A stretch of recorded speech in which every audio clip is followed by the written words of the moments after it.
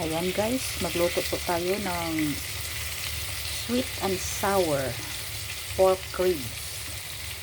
So, i-deep fry muna natin ang ating pork ribs. Ayan. Ayan. Luto ng ating pork ribs. Crispy fry na po siya. At ito yung kanyang lahok. Merong white onion at saka bell pepper. Ayan po ang ating sauce na gagamitin. Dalawa po yan. Hindi po natin ipakita ang kanyang brand guys. Ayan yung sauce po siya ng sweet and sour sauce. Gagawa po tayo ng pork ribs, sweet and sour. Ayan. Ayan, ito na po yung kanyang sangkap. Pula na bell pepper, white onion, meron tayong sliced pineapple, at ang ating crispy fry pork ribs. At ayong dalawang sauce na yan, sweet and sour sauce. Ayan. Mag-start na tayo guys. Ayan, napainit tayo ng mantika para lulutuin na natin siya. Iuna natin itong bell pepper at onion.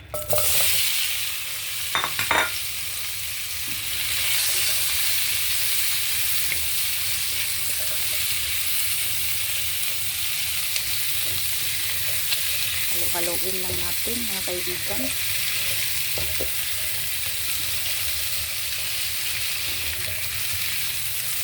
Ayan.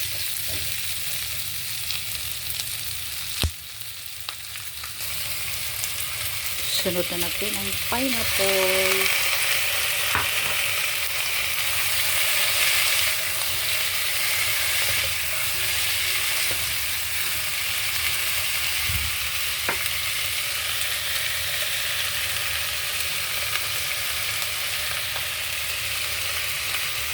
Sunod na po natin ang ating soy sauce.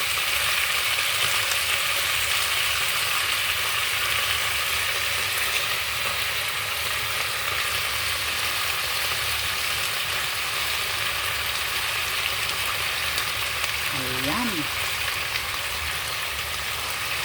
Haluin lang po natin.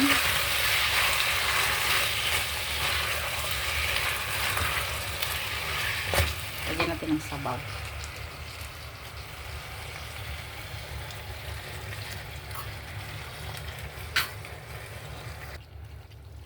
Ayan. At ilagay na natin ito ang ating pork ribs. Halo-haloin natin mga kaibigan hanggang fully coated yung kanyang bawat isa ng pork ribs. Ayan, halo-haloin lang siya. Kasi luto na yan eh. Halo-haloin na lang natin. Ayan, look at that. Finished product na po siya.